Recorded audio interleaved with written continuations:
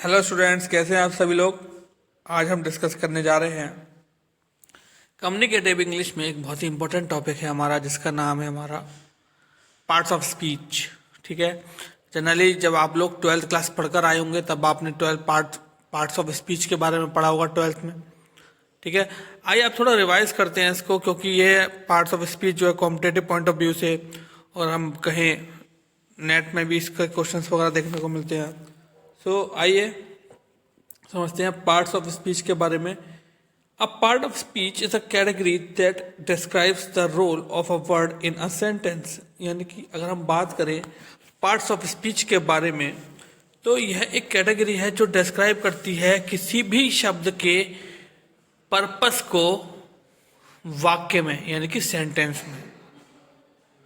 Every sentence you right और speak in English, यानी कि हर एक वो वाक्य जिसमें आप लिखते हैं और बोलते हैं इंग्लिश के शब्दों को, that fall into some of the 9 parts of speech. तो वो किसी न किसी जो 9 प्रकार की पार्ट्स ऑफ स्पीच होती हैं उनके अंदर सम्मिलित होता है, यानी कि उनमें से किसी एक के अंदर सम्मिलित होगा वह शब्द। तो जनरली 9 बोला गया है, लेकिन कहीं जो स्टैंडर्ड बुक्स हैं उनमें 8 दिया होता है। ठीक है। तो यहाँ पर हमने 8 टाइप्स के जो है पार्ट्स ऑफ स्पीच को डिस्कस किया, जिसमें कि फर्स्ट है हमारा नाउन। नाउन हमने जो है इसको संज्ञा के नाम से जानते हैं। देन प्रोनाउन, जिसको हम सर्वनाम के नाम से जानते हैं। देन वर्ब, जिसको हम क्रिया के नाम से जानते हैं। देन एडजेक्टिव, जिसको हम विशेषण के नाम से जानते हैं। Adverb, conjunction, preposition, interjection. ठीक है। तो इनको वन बाय वन हम डिस्कस करेंगे। तो स्टूडेंट, सबसे पहले जो आज हम पार्ट्स ऑफ स्पीच को डिस्कस करने जा रहे हैं वह है हमारा नाउन, यानी कि संज्ञा। क्या होती है नाउन? तो स्टूडेंट, जनरली अगर हम बात करें तो हिंदी परिभाषा के अनुसार यह होता है कि किसी व्यक्ति, वस्तु या विशेष के नाम को संज्ञा कहते हैं। ठीक है। यानी कि संज्ञा क्या है कि जो किसी व्यक्ति, वस्तु या विशेष स्थान के बारे में बताता है या स्थान के बारे में बताता है, उसको हम संज्ञा कहते हैं। अब अगर हम बात करें तो वेरियस टाइप्स ऑफ नाउन्स होते हैं, यानी कि संज्ञा के भी कई प्रकार होते हैं। तो यहाँ पर है उसको विभाजित किया गया है, जिसमें कि हमारे कॉमन नाउन्स होते हैं, प्रॉपर नाउन्स होते हैं, कलेक्टिव नाउन्स होते हैं और एब्स्ट्रैक्ट नाउन होते हैं। तो सबसे पहले आइए डिस्कस करते हैं कॉमन नाउन के बारे में। कॉमन नाउन के बारे में अगर हम बात करें तो common noun name basic things that can be seen and touched, यानी कि सामान्य वस्तुओं के लिए कॉमन नाउन यूज किया जाता है जिनको हम आसानी से देख सकते हैं और छू भी सकते हैं।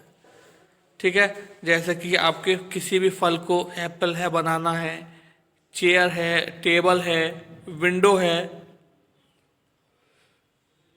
नोटबुक है, बुक है।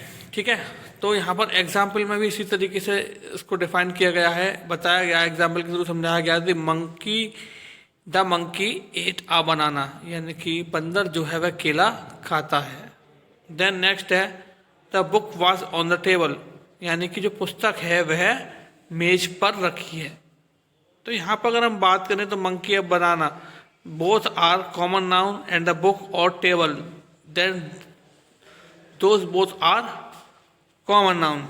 ठीक। अब हम नेक्स्ट बात करने जा रहे हैं प्रॉपर नाउन के बारे में। स्टूडेंट्स, नेक्स्ट हम बात करने जा रहे हैं प्रॉपर नाउन के बारे में। प्रॉपर नाउन क्या होता है कि यह कुछ स्पेसिफिक पीपल, प्लेसेस या थिंग्स के बारे में, जब हम किसी ऐसी थिंग का नाम लेते हैं या ऐसे पीपल का नाम लेते हैं या ऐसे प्लेस का नाम लेते हैं जो कि अपने आप में स्पेसिफिक हो, तो ऐसे नाउन को हम प्रॉपर नाउन कहते हैं। और जनरली से बात है, जब कोई हम यूनिक आइडेंटिटी को डिस्क्राइब करते हैं तो उसका फर्स्ट लेटर कैपिटल होता है। ठीक है। और ये हमें क्या सिखाता है? Proper noun. प्रॉपर नाउन सिखाता है कि जब कोई यूनिक आइडेंटिटी होती है तो उसका फर्स्ट लेटर कैपिटल रखना चाहिए। ठीक है। तो some examples of proper noun is George, एक स्पेशल नेम है। Then New York city, then Atlantic ocean. ठीक। अब यहाँ पर बताया गया है प्रॉपर नाउन के थ्रू कि George lived in New York city. अब न्यूयॉर्क सिटी जो है वह यूनिक आइडेंटिटी है एक, तो यहाँ पर बताया गया है कि जॉर्ज जो है वह न्यूयॉर्क सिटी में रहता है। Then the Taj Mahal is in India, यानी कि ताजमहल 7 वंडर्स में से एक है। ठीक है, तो इसको अगर हम कहें तो ताजमहल को बताया गया है कि ताजमहल जो है वह भारत में है। ठीक, तो ये हुआ हमारा प्रॉपर नाउन। अब हम बात करते हैं कलेक्टिव नाउन। तो अकॉर्डिंग टू इट्स नेम, यानी कि इसके नाम के अनुसार यहाँ पर डिफाइन हो रहा है कलेक्टिव मतलब कलेक्शन। तो यानी कि जब more than one people, more than one thing की बात होती है जहाँ पर, वहाँ पर हमारा कलेक्टिव नाउन यूज होता है। सम एग्जाम्पल्स दे रखे हैं, जैसे कि आपका टीम है, फ्लॉक है, लेटर है एंड बैच। ठीक है, ये सब दे रखे हैं। अब यहाँ पर एग्जाम्पल के थ्रू समझाया गया है कलेक्टिव नाउन को कि our school hockey team won the final match, यानी कि हमारे कॉलेज की हॉकी टीम ने फाइनल मैच जीता। Then the children are playing the ground, यहाँ पर प्लेइंग के बाद इन और आएगा, तो थोड़ा ठीक कर लीजिएगा आप लोग भी। The children are playing in the ground, बच्चे मैदान में खेल रहे हैं। तो यहाँ पर मोर देन वन पीपल की बात हो रही है। तो ये ऐसे जो नाउन होते हैं वह क्या कहलाते हैं, हमारे collective noun. And the last one is abstract noun, यानी कि हम उस चीज़ के बारे में बात कर रहे हैं जिसको ना तो हम देख सकते हैं ना छू सकते हैं। ठीक है, जिसको ना हम देख सकते हैं और ना छू सकते हैं। तो abstract of exam abstract noun, यानी कि जो एग्जाम्पल्स हैं एब्स्ट्रैक्ट नाउन के, वह क्या हुआ, खुशी, हैप्पीनेस। ठीक है, इसको हम क्या करते हैं, टच नहीं कर सकते लेकिन केवल इसको फील कर सकते हैं। ठीक, सैडनेस सेम कंडीशन, इसको हम देख नहीं सकते लेकिन फील कर सकते हैं। देन अगर हम बात करें तो फ्रेंडशिप, अब फ्रेंडशिप क्या होता है, कोई रिटर्न एग्रीमेंट थोड़ी ना होता है, फ्रेंडशिप तो ट्रस्ट पर डिपेंड करता है। ठीक है, तो फ्रेंडशिप क्या है हमारा, यह भी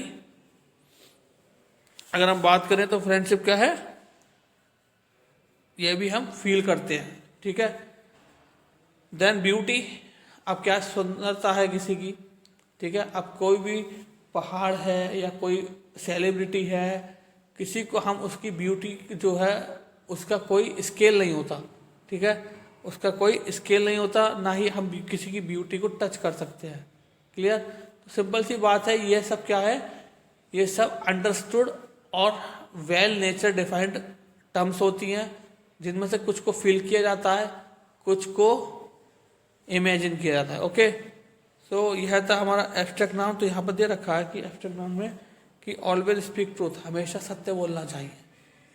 तो सत्य को हम छू तो नहीं सकते, तो ये हमारा क्या हो गया, abstract noun. Then your garden is so beautiful, आपका बगीचा बहुत सुंदर है। तो बगीचा सुंदर है, तो यह भी हमारा क्या हो गया, abstract noun. So I hope student आप लोग को अच्छे से समझ में आया होगा आज का लेक्चर जो हमने पार्ट्स ऑफ स्पीच के बारे में बनाया। सो आज के लिए thank you very much, have a nice day.